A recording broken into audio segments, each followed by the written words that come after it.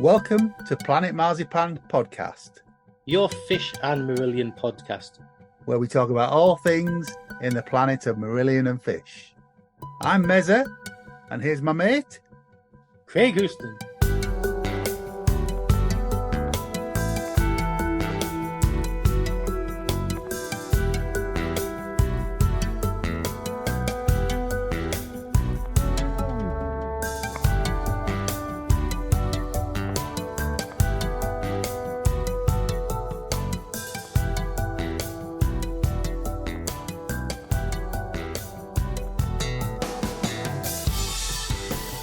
Hello, and welcome to Planet Marzipan, the Fish and Marillion podcast.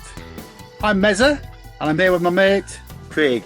Anyway, there's not just me and him here this week. We're happy to say we've got a guest, and that guest is Scott Evans. Yay! Hello. Hey. Hello. Hello there.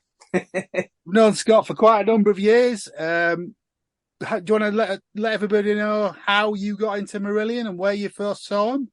Yeah, so I got into Marillion when I was around 11, and my mum bought me one of those hi-fi stacks, the ones posh wooden sides, yeah.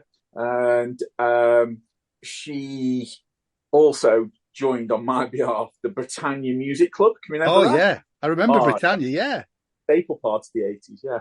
And she ordered 3 albums, and the albums she ordered, typical my mum, she knew I liked Kaylee and Lavender, particularly Lavender. Although I was only 11, yeah, but I quite liked Lavender.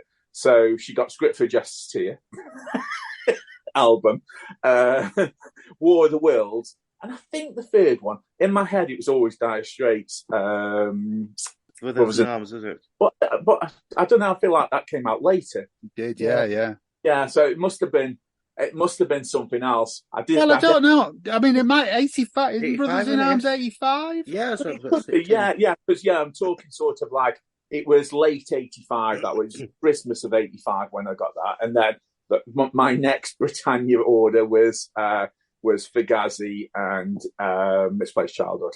Yeah, cool. Yeah, that's how I got into him. First time I saw him once with Fish, and that was January the 9th, 1988. Second leg of the Clutching at Straws tour. Yeah. I was 15, yeah. And I remember it well because we queued from midday, and there was already a massive queue. And whilst I was in the queue, I got bit by an Alsatian.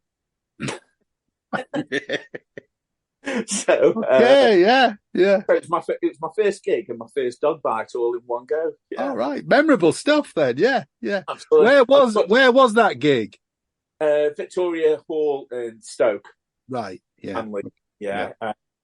And because that used to be a great venue, but it's sadly. Well, no, actually, sorry, it started to pick up again a little bit, but it used to be an absolute every band toured and played there. But yeah, it was a great gig, apart from the dog bite. Yeah, I just bought a new Marillion t-shirt as well. I bought Market Square Heroes the book cover. Yeah, and I'd unpackaged it that morning for the Marillion gig, and marched up there, and the dog bloody tore it down the thing. So, where did it bite you? Where on the body?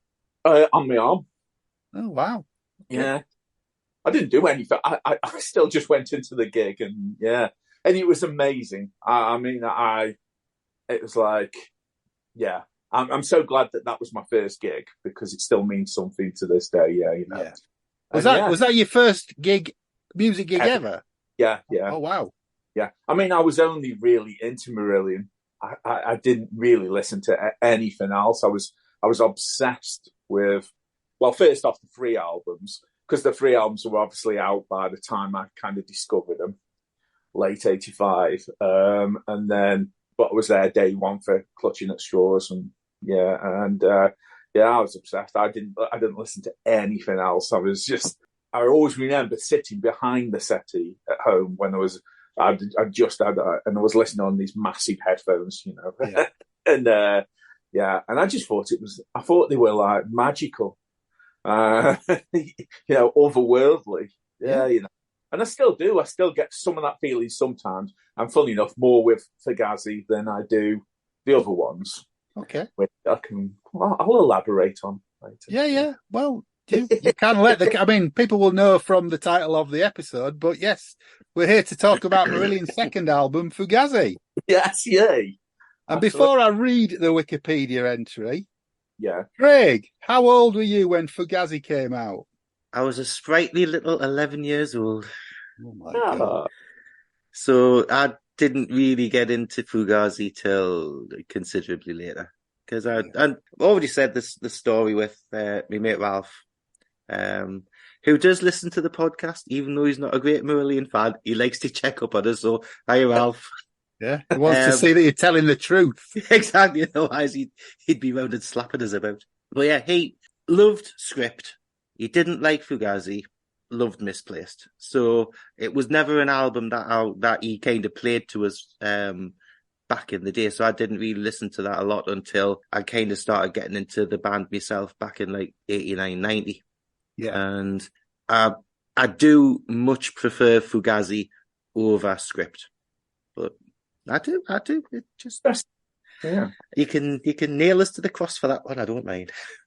Well, it's a hill I'll die on. Yes, we'll talk all about that. Okay, so the Wikipedia entry for Fugazi is Fugazi, titled after a military slang term well known at the time of release, is the second studio album by the British neo-progressive rock band Marillion, released in 1984. Produced by Nick Tauber, it was recorded between November 1983 and February 1984 at various studios and was the first to feature drummer Ian Mosley, following the dismissal of the band's original drummer Mick Pointer. According to AllMusic, the album streamlined the intricacies of the group's prog rock leanings in favour of a more straight-ahead hard rock identity. Built upon the success of its predecessor, Script for Jester's Tear, Fugazi reached the UK top 5 and went gold. So, overall thoughts on Fugazi before we sort of delve a bit deeper into it? I love it. I absolutely love the Fugazi album. Yeah. And I know you kind of invited me on this podcast because in the recent census, I think I was the only person in Britain who liked Chic Chameleon. That may have swayed it, yeah. Yeah. But yeah, no, I love the album. Okay. Yeah. I do too. You prefer it to Script. Definitely. Obviously, with preparing for these, you kind of revisit it. And I've gone back to it today, and there was, I think Ian, this is a huge name drop, in last week's episode, Ian talked about missing a bit of the attack and the drive of the old music. Yeah. And it's on this album. You can just hear that sort of drive and, up tempo, things like Emerald Lies at the beginning. I think he's got the album that have got the jumping tracks on as well. So like Assassin, Fugazi, they're the pogoing tracks, aren't they? As well as obviously it's got some slower tracks on there, but and it's got that the bass and drums are amazing, and certainly in the remix that we're going to talk about, that Pete's been brought way up in the mix. Yeah, I think the original was a little bit thin sounding, but it's completely. They did improve it though when they did the 24-bit remasters back in the late 90s. That remaster of Fugazi was actually quite good. Not as good as the new one. No. Yeah. But it was a definite improvement on what went before. And I think I was going to take to task one thing that you said there, Scott, about pogoing songs. I don't think you can actually class them as pogoing songs. They're more like hip replacement songs now. Cause now, back in the day, there were pogo songs. Yeah, come on. You go and see like the likes of like Still Marillion and some of the cover bands now, and you've got like 50 to 60-year-olds trying to pogo, and you know very well half of them will end up in A&E. Well, I was always all right with the pogoing because by the time I went to the first gig, actually, I was 6'4", and towered over, a lot of people, and so when it came to pogoing, I found out very quickly, I was very conscious that if I started jumping up and down, I was much taller than everybody else. So all I did was just kept standing on my tiptoes and just like So it's like a little like calf exercises. So yeah, little calf exercise. So the album was released on the 12th of March, 84. I was 19 when the album came out. Oh. So, and it was preceded by a single. Punch and Judy was released on the 30th of January, 84. You see, there was quite a quick turnaround from them recording the album, finishing recording the album, and the album being released, because they were still recording it in January or something, weren't they? Well, Yeah. Fish talks in the documentary about Punch and Judy being one of the only things that was ready to go to be. I mean, he'd identified it as a single anyway, Yeah. but it was one of the few tracks that was finished at that point that could have been released. I mean, it's mad to think, isn't it? Because like you think of that track and think, no way is it really a single. But then, I suppose in those days, you know, you might have licked the same at like Garden Party, or you know, it wasn't really till the Kayleys. But yeah, yeah, I like Punch and Judy. It's quirky. Is it Punch and Judy had the remakes of Three Boats Down from the Candy and stuff on the B-side, didn't it? If I remember rightly. Yeah. Yeah. Because it was Assassin that had Cinderella Search. Is that right? It was. Yeah. Come on to that. We'll come on to that, yeah. But Punch and Judy was the only single that they actually ever released which didn't have a video to it. Not even a live kind of cut or anything at all. It had been planned. It had been planned. You know, Fish mentioned it on a Fish on Friday a while back. Presumably they were still in the studio, though. Yeah, they're still in the studio. I think it was just because it was such a quick turnaround time. They needed to get the single out. I mean, so just quite unheard of in the 80s not to have a video for a song. Yeah, I mean, it's not a massive loss, is it? Looking at the standard of some of the videos from that era. I mean, Assassin video, dear Lord. Yeah, exactly. Okay.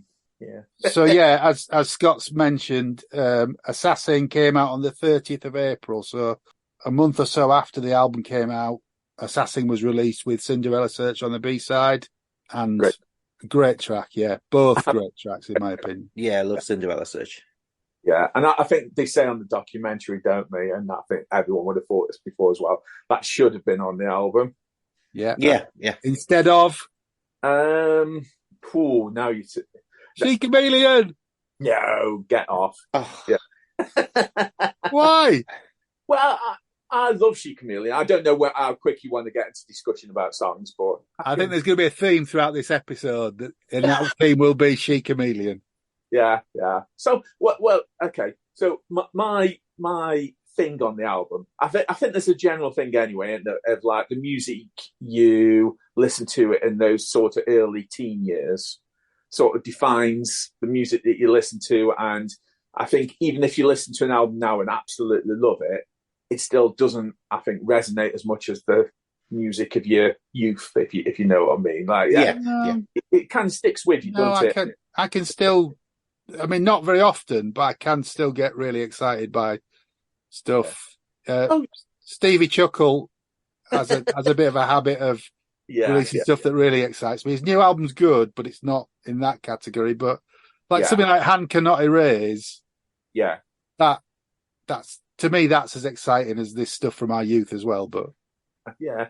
I mean, don't get me wrong. The songs that I love and still resonate with me, and I'll get an emotional response. But I think there's something, quite special about music that you've listened to when you were younger. And Fugazi holds that place for me. And two tracks in particular, Emerald Lies and She Chameleon, I just thought they were. It's hard to describe because they're quite the whole album. In fact, is quite a cold album. It's like cold production. The original is it's quite sterile in terms of very neat and tidy, and I don't know. I had certain pictures of things. And bear in mind, I was listening to this when I was like, sort of 11 to 13. Yeah. So I'll be honest with you, a lot of subject matter went over your head. Yeah, on about So it was only subsequent years. I was like, I was thinking, cracky, that's what whore is it? It's funny. I was reading a review of the album this afternoon. Yeah. That said it's really uneven. And those two tracks that you've just named are the ones that they said were substandard. Yeah. And that's crazy to me. And I'll be honest with you, the documentary pretty much said that all the band members felt that they weren't the track. I mean, Ian was quite positive about Emerald Lies because of the, you can tell because the drum intro is excellent. Yeah. But felt it was all disjointed and stuff. And I don't know, there's part of me on those documentaries. I mean, I love them, and I particularly liked the Fugazi one because how open and honest it is and how much detail they go into. But it does everything was cocaine. But it does take a little bit of a shine off your stuff, isn't it, to hear them all say, "Oh, that song's a bit shite," and you go, "Oh, well, I love that song." Are you telling me you don't all, walk through separate doors in buildings next to each other, and then all get down and play End of Life? Oh man, yeah. So so that's a bit disappointing. But yeah, I love those two tracks, and She Chameleon. I don't know. I just think it creates an atmosphere that I just absolutely love, and I've never got bored of it. Have you heard the version from? Is it Glasgow Mayfair '82 that's in the early stages, Bob? Yeah. And that's a different tempo and everything, isn't it? It is, yeah. So I mean, apart from the words, it's pretty much a very different song. Which it actually sounds like something that would be on Script for Justice to you, wouldn't it? Yeah. And I mean, don't get me wrong. I can probably see why people don't like it. I mean, I think if you've discovered Marillion in the last 20 years, you'd probably go back and listen to that track. If you pick it for the first time, think, Christ, what the hell's this? But I think because I grew up on it, it's kind of, I mean, the keyboard solo is like phenomenal, and the guitar solo that follows it is amazing. Yeah, well, I think the use of the word phenomenal is a bit generous there, but it's good. I think what doesn't help it. We're sorry, folks, we're kind of focusing on She Chameleon here, but I think what doesn't help it is it doesn't seem to go anywhere. It builds to that solo and then the guitar solo, and then we're back down to the bloody organ, and it's not going anywhere. Yeah. I mean, I'm never kind of going to change my mind on it, but but for instance, like when the guitar solo is going on, all that atmospheric stuff that's happening underneath, it's great. And on the box set mix of it, absolutely amazing. I mean, just really, really, for me, it's the best reissue as well. Is it? Yeah. I mean, in terms of what they did with the mix, because apart from one thing, which I'll go into later, but I bet I know what you're going to say. I'm not going to spoil it now, but I bet I know what you're going to say. No, don't talk about the end. You're going to talk about the end, aren't you? Don't talk about the end yet. No. Don't you spoil it? Don't peek too early. Don't peek too early. We'll put it at the end. Okay, we've gone a little bit off topic, so we'll just curtail She Chameleon for a minute. One question though, Scott. Did you actually ever see them do it live? No. I did. Well, because you're old. I was there on the tour. Yeah, that's fine. Yeah. The only ever time that I saw it live was their Fish on the Songs for the Mirror tour, which we discussed the other week. Right. There's a reasonable version of the medley. It's in the part of the medley on Sushi. Yeah. Yeah. So if you've got Sushi, the Fish live album, Scott, check it out. I'll check it out. I don't really own that much Fish stuff. That's not a slight on what he's done. It's just not. Yeah. Okay, well, you've mentioned the remix and the Warner's reissue. So just focusing on the CD Blu-ray box set of the Warner's reissue, there's the disc one is the 2021 Avril and Andy remix. Disc 2 is live at the Spectrum, Montreal, Canada, 20th of June, 84. That's disc 2 and 3. Disc 4 is the Blu-ray, which has the surround mix of Fugazi on it. It's got the stereo of the Live in Montreal. It's got the extra audio tracks, which are the same as the ones on the second CD of the 24-bit remaster, but they're only on the Blu-ray on this. It's got the documentary, The Performance Has Just Begun. And then there's a separate film of just track-by-track discussions. The Assassin promo video, and then a really nice concert for Swiss TV from '84. Which I think you've watched recently, haven't you, Craig? Yeah, just rewatched it again. It's a cracking little gig, and very 80s. The lighting and everything like that. But the band have got such kind of power, and they're so tight, and we're just talking before about like the attacking of the songs, and there's just such a they were really at a kind of peak then. Of the younger version of the band. I would say looking at, if you compare like recital of the script to this, there's so much more energy in this. Yeah. So much more energy in this. And you can see where, Fish is singing in such a high register that it couldn't last. This is, he's admitted in the documentary, he's admitted so many years afterwards that when they were recording this album, they're doing the stuff that they should have done it in the lower register. Well, he's on a hiding to nothing with Jigsaw. It's already up there to start with, isn't it? Yeah, exactly. Yeah. But he's already said in the documentary as well, like that it was fueled by, every other word's cocaine in the documentary. Cocaine? By cocaine. And alcohol. So he was off his napper, but, just going for it. And you've got to give them credit.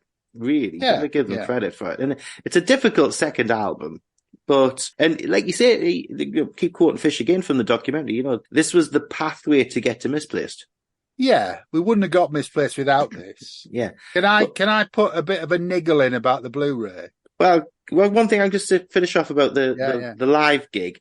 One thing that was really annoying that if it happened nowadays, well, it wouldn't happen nowadays. You've got some members of the audience with a big, massive banner. Oh, no, yeah, it fills the screen, doesn't it? Yeah. I think, was it recorded in a TV studio? I think it was. Yeah. So at least if that had been in a gig, I think somebody would have came from the back and slapped them on the back of the head and took their knees out going, get that out me way, I want to see the gig. It's massive, isn't it? It says, "We are all heroes." But it's obscuring like Pete for most of the gig. It's weird. It is. Go on. You want to have a dig? Go on. What do you want to have a dig? No, I don't want to have a dig, and I know why it's not on here. But Chippenham Gold Diggers should be on here. Yeah, because the only thing that gig is missing is a version of Fugazi itself. Yeah, the Gold Diggers. There's a good quality recording of it, though, isn't there? It's like a video thing. Gold Diggers was part of BBC Sight and Sound in Concert. Yeah, and they broadcast 4 tracks, I think. It didn't go out on the day of the gig. Weirdly, it was recorded on the Tuesday, I think, and went out on the Saturday. But wasn't Fish not happy with his vocal performance on it? That's why it's being kept. Well, the gig itself was supposed to be the first night of the tour, and it got pulled because they'd not finished the album. The first 2 gigs of the tour got pulled. Well, they both got rearranged. Sorry. And then they ended up starting the tour on the 11th of February in Leeds. And then Chippenham Gold Diggers was stuck right on the end after 3 nights at Hammersmith. And Fish's voice was absolutely raw. They played He Knows You Know before the broadcast. And then they actually broadcast Assassin, Script, Incubus and Fugazi. And as Fugazi's the proper production with the cobweb and the spider's web and all of that. And that's what, for me, is what's missing from that's on there. It's good, but I remember that from seeing it at Sheffield City Hall. That's one of my abiding memories. And that big jigsaw piece, that mirrored jigsaw piece that he had, that was a bit of a precursor to Milo when Rothers would shine the light off his guitar plate. Well, Fish was doing the same thing with this mirrored jigsaw piece, shining it in people's eyes, that sort of thing. I was a bit amazed at that bit, that didn't know about that. In all this time that I've been a Marillion fan, the books I've read, I've never seen a picture of it or anything until of the jigsaw piece. Yeah, just and I thought, oh wow, that looks great. And it's the Gold Diggers gig. Is it the one that's introduced by a presenter? I can't remember what his name is, and Fish comes up with Steve Blacknell. Yeah. He does the introduction with Fish with a knife round his neck. Yeah. It was broadcast now. It needed a trigger warning. No presenters were harmed in the broadcast of this gig. But so what do you think of the remix then? So we've talked about a little bit about the gig, which some of which was used on reel to reel, actually, wasn't it? 4 tracks were used on reel to reel.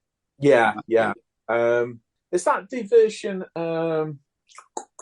Because the sort of extended reel to reel, it's got Emerald Lies on it, because it wasn't on the original vinyl, was it? Emerald Lies? No, it was an extra track on the cassette. Ah, right, yeah. And then obviously when the CD came out, that was the same, yeah. Yeah.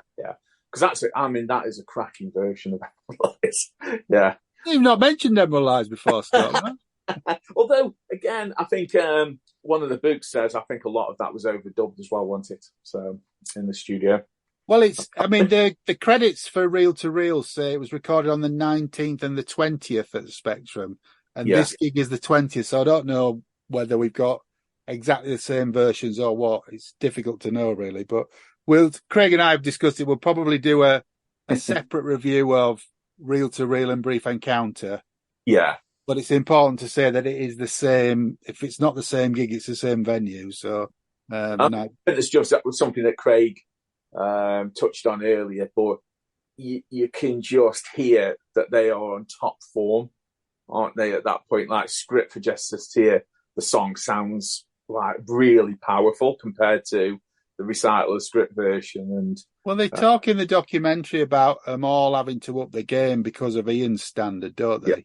Yeah, I think the introduction of Mr. Jordash is really he brought so much to the band then when he joined, on studio, and especially like see when we're talking about the difference in the live stuff from Script onto Fugazi. It's a step up, it really is. Yeah. What do you think of the remix then, without talking about the title track yet? Yeah, as I said earlier, for me, it's my favourite of all the reissues. I think it's the most improved. Yeah. Yes. Yeah. I'm very sort of critical about the idea of reissues and stuff because, again, it harps back to my own feelings about like the album I want to listen to is the one when that I was listening to when I was a kid. But as a producer as well, I can't knock the fact that it sounds phenomenal. Yeah. They've really, really cleared everything up, and there's certainly a few bits in there that, as with all the remixes that you just don't hear before. Yeah, and it's great to have those little ones. And what I think I like about it is they've not gone over the top on. No. Yeah, and I like that because I think. Have you heard the surround mix? I haven't, man. Is it good? I'll bore you in a minute with some notes from the surround mix. Great. Yeah. It's the bit that the listeners usually fast forward, so it's all right. It's a lube Vic time. Yeah. I think you should switch the audio to surround sound while you discuss that bit. Yeah. Well, you can imagine it in surround, yeah. But yeah, so production wise, it's upped its game massively. I think it sounds massive, and I love it. And some of the bits I had niggles with at first, I've kind of grown to really like. Yeah. Certain tracks that I shan't name the names again, but like a certain. Go on, say it. Go on, She Chameleon. Go on. I can't remember who does the talking over when Fish is saying about the affair. There's like a sort of news presenter type voice in there. Yeah, I don't know who it is. I mean, it's funny because when I was a kid, I always thought it was Tom Baker. It used to sound like him. But yeah, I doubt it would have been. But I never really knew who it was. But he's missing, isn't he, on the remix? Well, it's different. I mean, I've just jumping into my surround notes. Yeah. My She Chameleon notes. I've got the church organ is in all 4 corner speakers with Fish's voice in the central speaker. But then Distinctly a Casual Affair is in the back right speaker. It's they're moving like bits of the lyrics or bits of the singing or bits of the backing vocals around the speakers. And then the keys and the guitar solo that you love are both in the center speaker where the vocals have been. Yeah. So it's good. It kind of there's lots of stuff going on in the mix, and it makes She Chameleon quite interesting, I have to say. Which is no mean feat. Yeah. So it's interesting. So yeah, it's really good. Yeah, just it's been nice going back and listening to it a lot in preparation for this podcast. I thought, got to come across as professional. Yeah. Well, one of us first time for everything, isn't there? Yeah. And it's funny because I listen to stuff very differently now. It's always hard because, Producer head on. Yeah, I'm a producer, and it's really hard not to dissect music. I listen to it completely different. I go straight to the production and analyze it all, and and I think in some ways it takes the joy out of it compared to when before I knew all those things. But equally, I can then appreciate as well effort that's gone into things, and as I say, it's a real top job. I think it's very. Craig, what did you think of it? Love it. Oh, steady. I know it.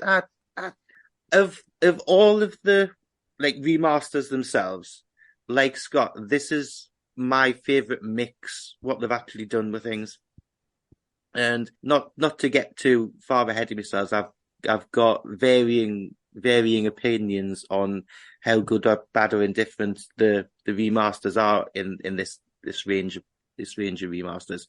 I think all the packaging and all the packages have been great. Yeah, but I think some of the remixes have left a lot to be desired. But this I really, really like, and I've been playing it heavy rotation. Having different people doing the remixes is why that is. We go from Stephen Wilson to Stephen Taylor to Andy and Avril to Mike Hunter. So they're all coming from different angles.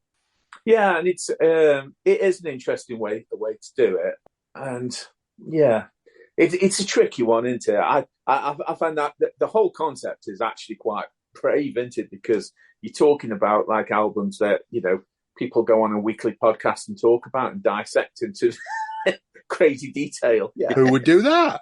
Who would do? And so, for someone to take something precious, I mean, I wasn't particularly keen at all, on the Brave remix, but the 1998 version. Shot your load there. We haven't done Brave yet. Oh yeah, well, I'm sure there was a box set. We're going to there is a box set. Yes, we're going to clip what you've just said there. Okay, and put it in the Brave one. Okay, yeah. But I think this is the one that is it's almost like you wouldn't call it a remix. You call it a new mix. Yeah, and I think that's the difference. Yeah. I was lucky enough to interview Andy and Avril for the web magazine. Oh, nice. And they sent me the remix of this about 4 months before it came out. And I was so excited by it, but I couldn't tell anybody. It's because they mixed the live gig as well. I think it's an absolutely stunning mix. I think you've used the words it cleans things up. Yeah, I think it does. It's very much similar to the early Elton John surround mixes. There's not really too much in there to get wrong. So if you just clean it up and sort of divide it out into the speakers and make it spatial, it sounds better. We've already said that Pete's further up in the mix. I think Ian's further up in the mix. But then there's some Mark Kelly stuff that I've never heard before until I heard this mix. Shall I go through the surround? Do you want to do the end bit where the bit that we all don't like? I like it. I think it's better. I was going to say, what is the common feeling amongst Marillion fans? John, you'll have obviously a good take on what do most Marillion fans think about the ending. I haven't read a lot of negativity about it, if I'm honest. I think what they tried to do from speaking to the Andy and Avril is they tried to, because there's a bit of a gap in the studio version, isn't there? There's too big a gap. They tried to make it more like the live version, but then the band were never happy with the way the track ended. It just faded out. Yeah. And I think it's a good compromise. I just like the feel. I liked it how it was. Yeah.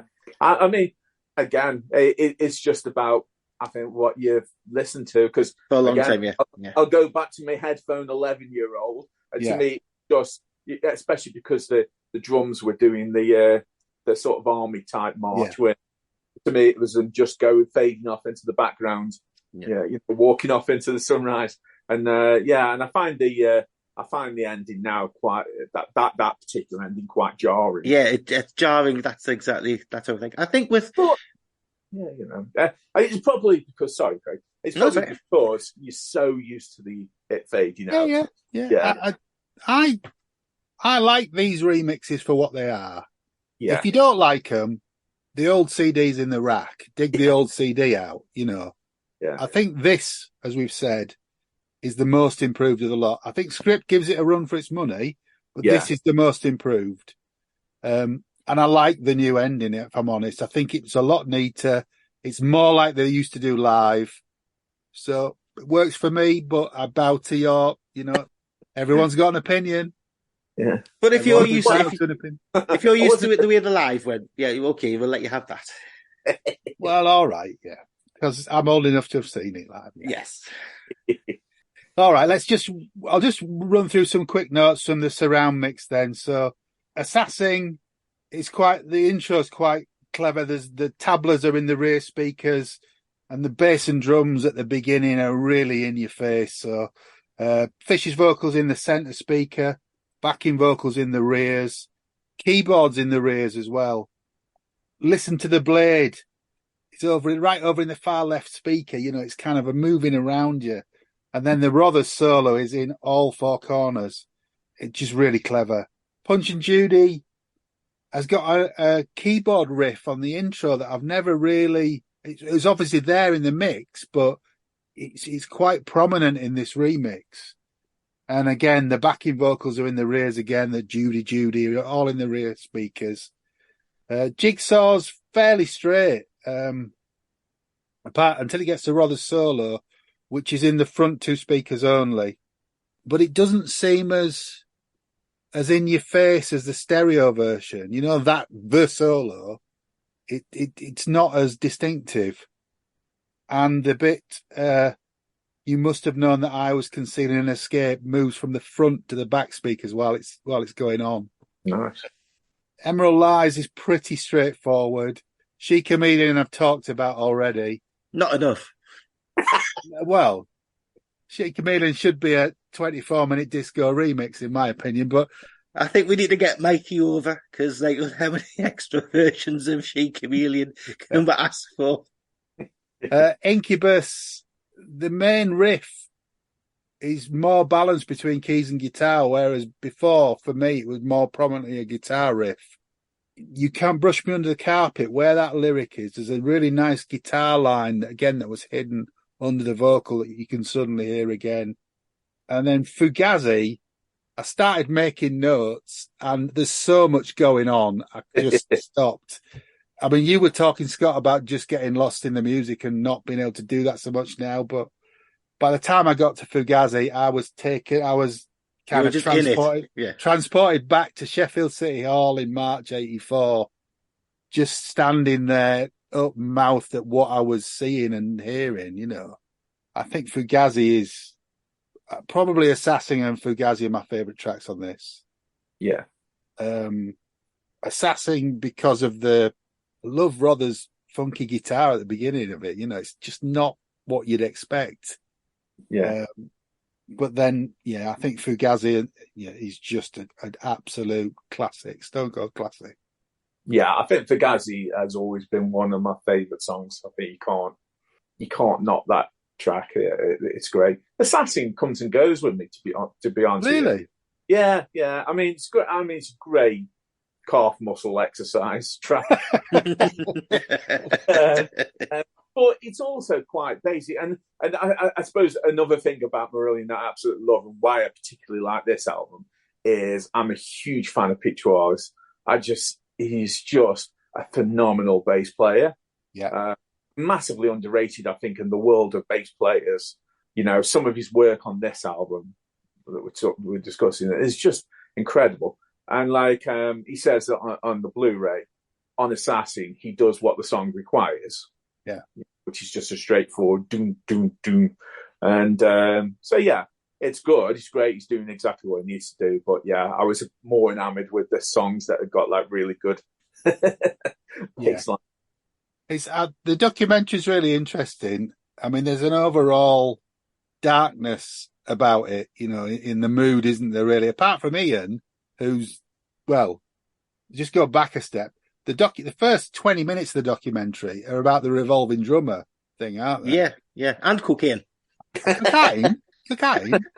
Yeah, I mean, I thought the documentary, it's actually my favourite documentary as well, although the script one is also... The script one's really good. Yeah. The script one's great, and it's great how they pulled in, you know, the old members, etc. But, and I think Fugazi kind of carries on from that. I mean, you put those first two together, that is a good definitive history of how Marillion formed and began. And I actually prefer the documentaries where they're separate. I know on Misplaced Childhood, it was nice to see them all together. Yeah. But I have found as watching them all that when they're all individual, I think they go into more detail. Yeah. And there's more stories that come out. And well, fish can't shut up. So if you do it separately, Pete gets to say something.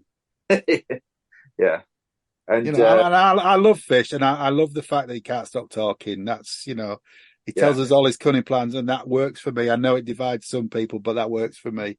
I think it's a bit harsh because it starts with the day after the Hammersmith gig on the script tour, they sack Mick Pointer. Yeah. That's harsh, isn't it? Yay, a successful gig. Now get out. Yeah.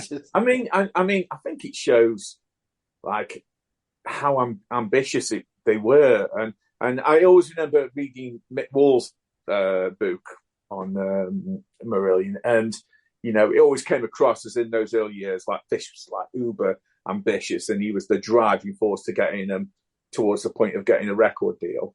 And I think the documentaries, both of them, show like how much he really, really did push that, and also, you know, he wasn't going to let anyone stand in his way, was he? So no. I mean, it must have been tough though, because you know, Mick Pointer was a founding member of the band, wasn't he? Yeah.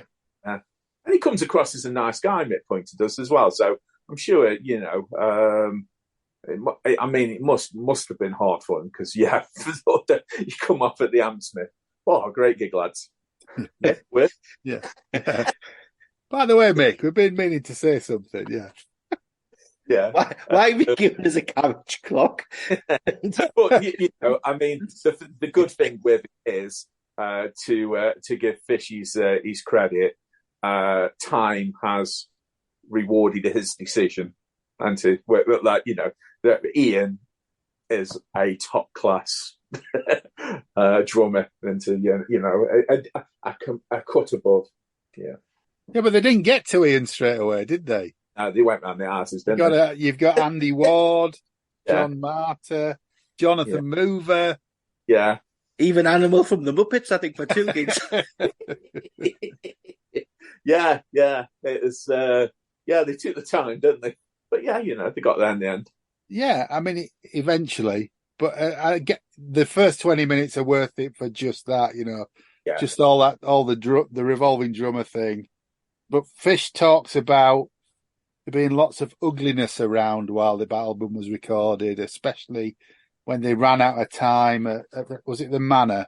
They ran out of time at the Manor Studios, and then they were... It was right up till Christmas, that, wasn't it? Yeah, they were in and out of other studios, and then they were all mixing in different studios, so nobody knew what the final mix was until they took them all to Parr Studios in Liverpool and played them it. And by that point, it was a fait accompli. The mix was done. They couldn't change it. Yeah, it was off printed. So, which must be incredibly frustrating. Yeah.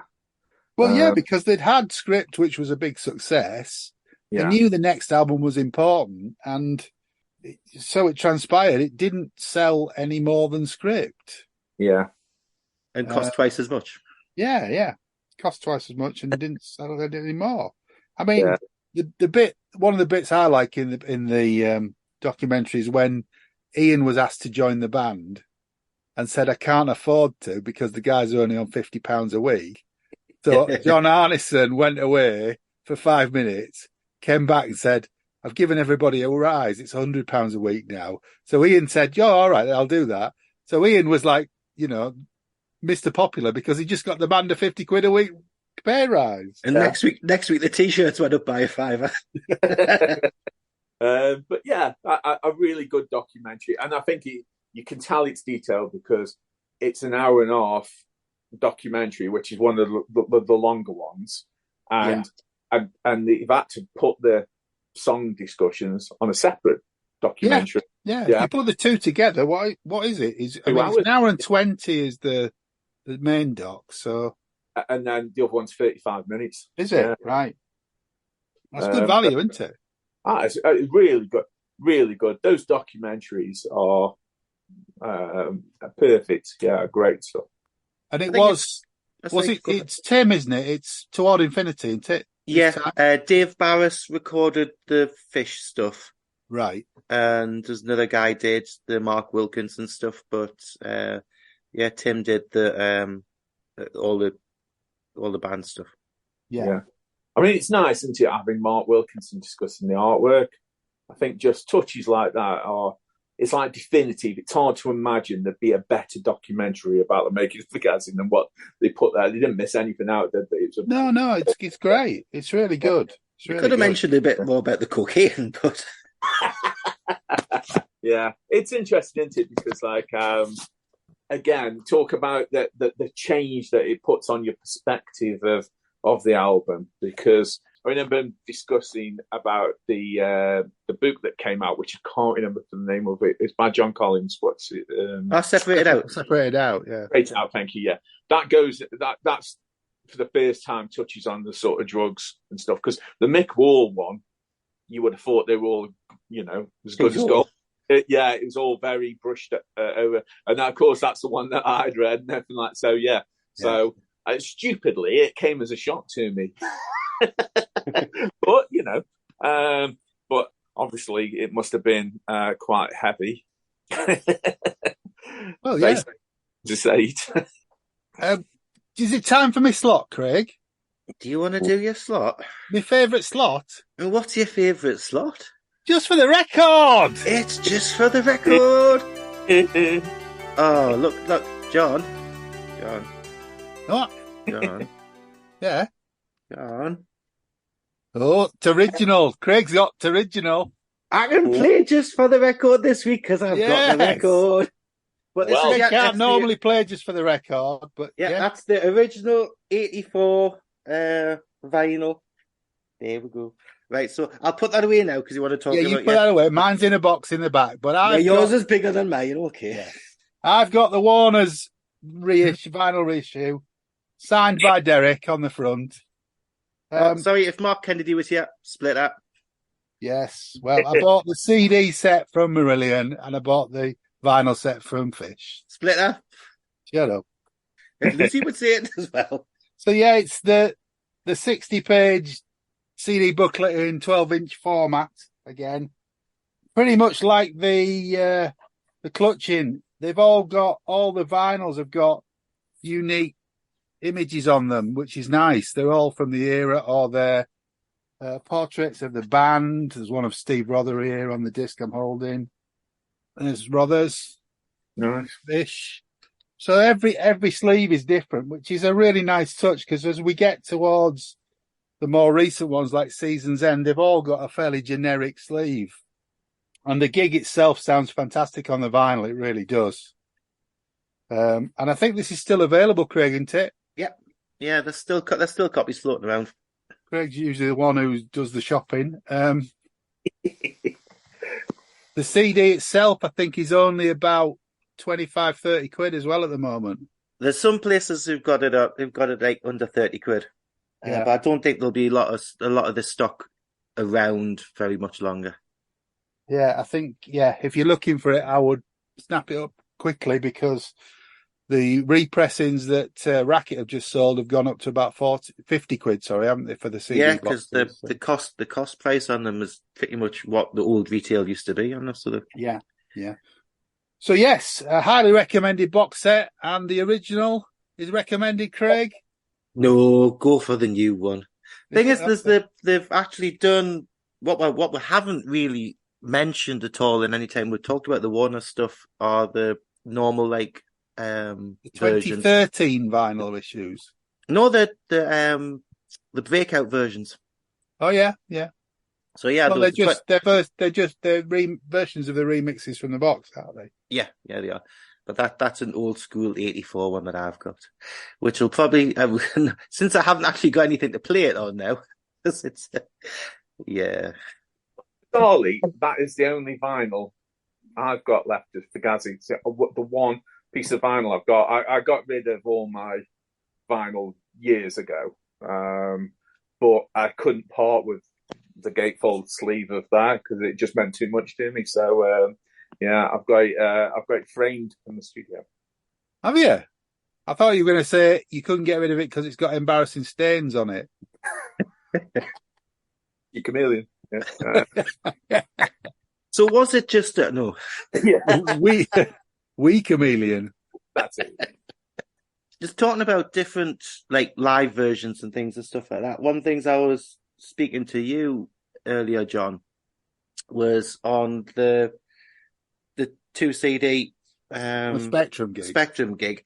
The version of Charting the Single has amazing, cracking guitar solo at the end. Yeah, it's amazing. I mean, the whole song, it's instead of being like a 3-minute thing, it goes on for about 7 minutes. It does, yeah. And it's just fantastic. It's really, really good. It's a great version. It really is, yeah. But one of the other things I've been listening to, which I know we're going to do a deep delve onto in a while, but not yet, is Fish's Yin and Yang.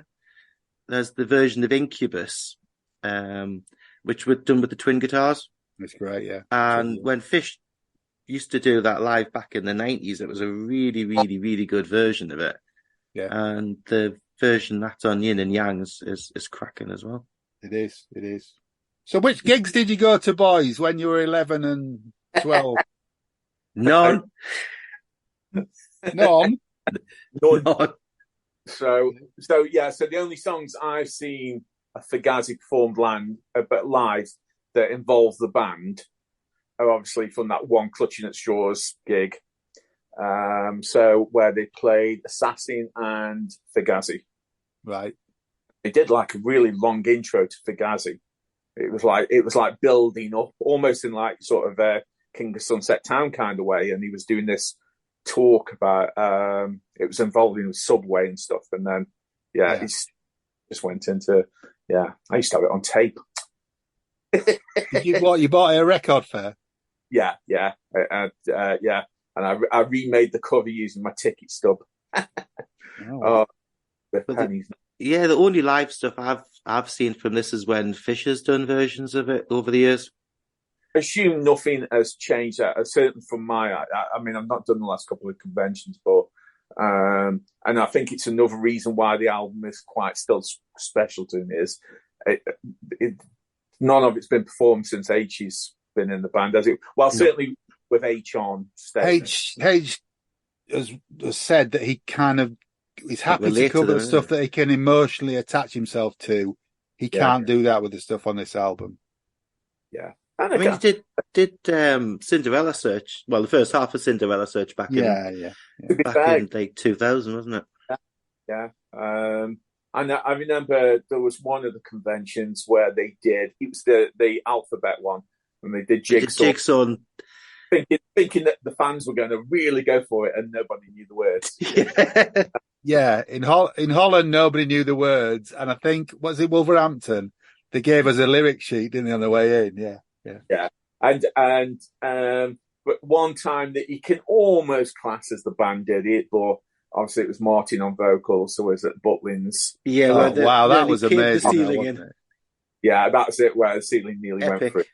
That was crazy. Yeah. It was amazing. I mean, Martin is just something and a half, isn't he? He's a great guy, great singer. Love him. Well, I'm old enough to have been there, boys. So I was there on the 6th of March in 1984 at Sheffield City Hall, my second time seeing the band. I don't know why I didn't go to Leeds, which ended up being the first gig, because that would have been nearer for me, but I'd seen them at City Hall in the script tour, so I went back to City Hall. Set list of Assassin, Punch and Judy, Jigsaw, Script, Emerald Eyes, Chelsea Monday, Incubus, He Knows You Know, Fugazi, Forgotten Sons, Garden Party, and Market Square Heroes. Sounds good to me. It's not bad, is it? No Easter? No, weirdly. No Easter. And was that with full stage decoration and stuff? Yeah. Yeah, that's the thing. The production was a serious step up from Script.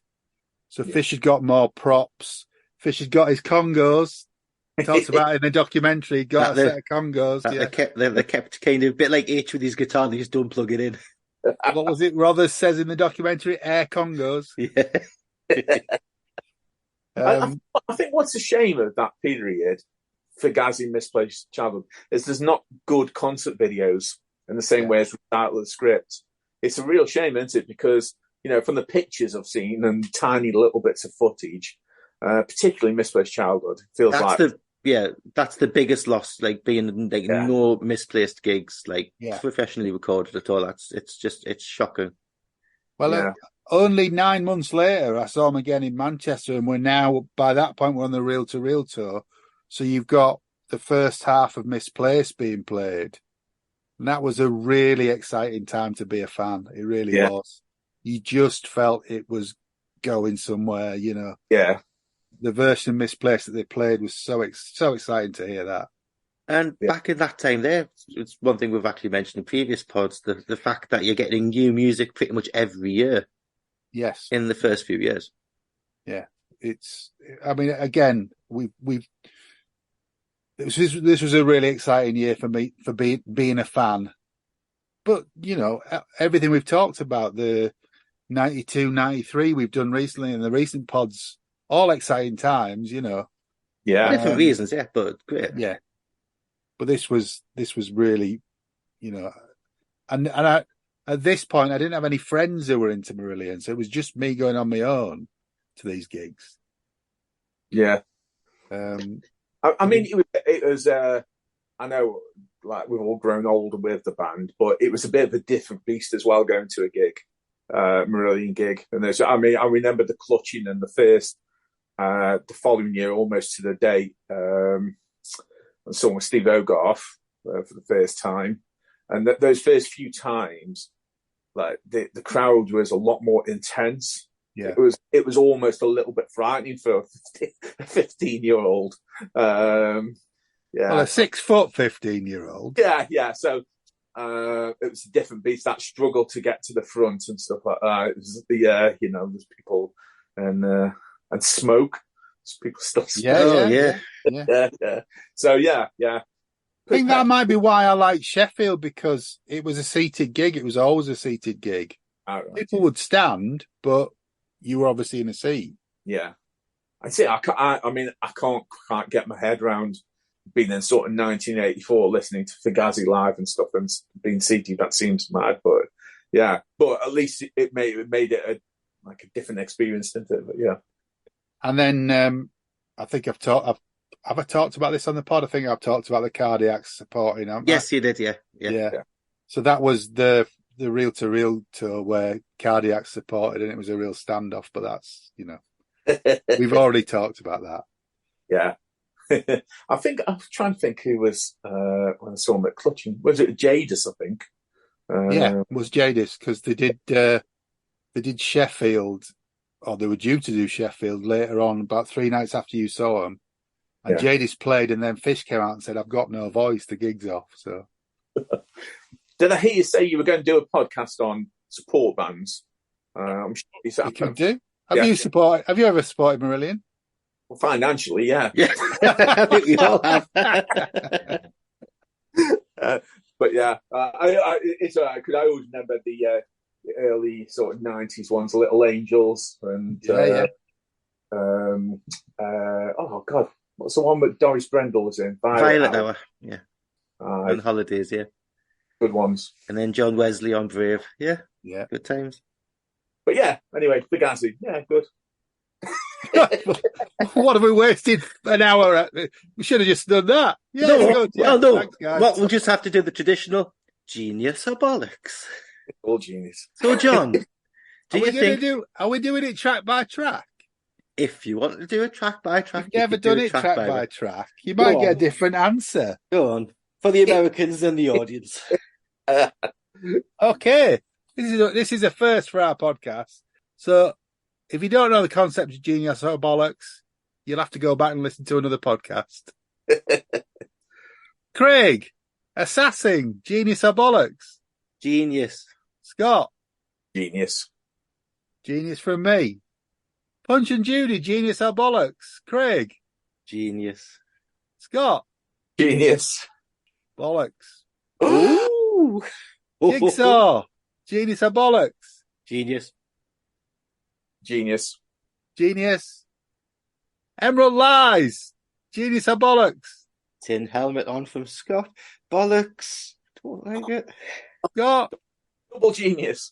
Double genius. So Bollocks. It's bollocks, sorry. Incubus. What about She Chameleon? Sorry? You've been She Chameleon? Went from Emerald Lie straight to Incubus. You're going to finish with She Chameleon. Okay, then. Incubus is genius. Yeah. Yeah. Only quite recently genius for me. For a long time, I didn't like it. But yeah, genius. Yeah. Genius for me. Fugazi, this version. Oh, it still has to be genius. Scott? Genius. Genius for me. Okay, and finally, She Chameleon. Genius, I like it. Double genius. Bollocks from me. Oh. And that's how we really play Genius or Bollocks. Yes, yeah. But no, it's been good to chat with you guys about the album, and great to sort of go back and listen to it again. Yeah. And to play live gigs from around the period has really helped for me. It's been great to hear your reminiscence on this, Scott. And, the campaign for She Chameleon to be released as a single starts here. I have its own box set. Maybe you could do a remix, Scott, could you? I know, I probably could, couldn't I? Yeah. They send me the masters. Yeah. Techno remix or something, yeah. Yeah. But yeah, no, it's been great, and I've really enjoyed listening to the other podcasts. It's been thank you. Good fun, yeah. I think, Craig, have you got? We think we've just got time for an email, haven't we? Yeah, there was one of the emails that we actually got in, and it's from a Scott by some strange kind of thing. All right. It was So I shall read it now. Dear Mr. and Mrs. Marzipan, 5 arguments in defense of How Can It Hurt? Yeah. Someone's looking guilty. 1. The verse riff on both guitar and bass is excellent classic rock akin to Led Zeppelin. 2. The chorus features some of Pete's greatest bass work, perfectly demonstrated in the chorus following the middle 8th section. 3. Lyrically, a beautifully explained song of not understanding what you have done to upset a relationship, or a not being able to afford to get your car fixed. 4. The middle 8 is like something off Brave. That's got to be a good thing, right? And 5. 2.16 minutes in when H moves his vocal up an octave. I think you will find these reasons a definitive argument for the song. Love the show, guys. Keep up the good work. Scott Evans. What have you got to say for yourself, boy? Email, that is. Well thought out. Do you know what the funny thing is? I thought, right, I titled it 5 Reasons Why How Can It Hurt is a really great song. And I thought, I don't know if I push that. But... You ran out at 3, didn't you? Yeah. Well, to further back up our case, we did a poll on that episode. We did indeed. On Spotify. We did indeed. I think there were only 8 people voted, but you'll be pleased to know that 7 people thought it was bollocks. Oh, no way. So 87.5% thought it was bollocks. Yeah, 87.5% thought that, how can it hurt his bollocks? Yeah. I have a question. It's a genuine question as well. Like, so, if you notoriously don't like the song, John, we've discussed it for years, haven't we? Yeah. There's very little I don't like by the band. I just Yeah. don't think that's finished. Do you ever go back and actually listen to it, and or are you like done with it? I did listen to it when we were just researching stuff for the Holidays album And 6 of 1. and 6 of 1, yeah. But Yeah. it's still It's dog still turd. good. Still Yeah. dog turd. Yeah, it's just interesting, isn't it? It's just yeah. I mean, but I've got something that comes up on my Facebook memories every year, and it's John in a light blue Keikis t-shirt, sitting on stairs, and you've got your head in your hand like that, and I've put the caption, John considering how genius, how good it is. Yeah. I tell you, I know I keep going on about Peach Watson's bass, but the bass playing in that song is incredible. Yeah. maybe if it was just a bass solo, I'd like it more. Yeah. And on that note, There's very little that I don't like by the band, but that is unfortunately on the list. Oh, what a shame. Is she Chameleon? No, Chica Bean is better than that. Yeah, it is. But yeah, no, it's been great, guys. All right. Well, look, thanks for coming on, Scott. We do appreciate it. Please keep writing in, because we are going to chuck some more of your emails out there, because there's some very good content in those. Yeah. And we'll have you back on, definitely, because we miss you, mate. We do. Oh, Yeah. It's been good to see you, fella. Yeah, no, it'd be great. Yeah, and I look forward to it. And keep up the good work, guys. Okay. Well, thanks for listening, folks. We'll be back next week with something else. We haven't decided yet, have we? Yes, we have. Oh, I don't know what we're doing, so I'll be talking about it, and so will he. So it's good night from me. And it's good night from him. And it's good night from her. Take care. Stay alive. Bye. Thanks for listening to Planet Marzipan Podcast. Please like and subscribe from whichever platform you get your podcasts from. You can contact us at planetmarzipanpodcast@gmail.com and check out marillion.com, fishmusic.scot or fishmusic.eu for all the good stuff.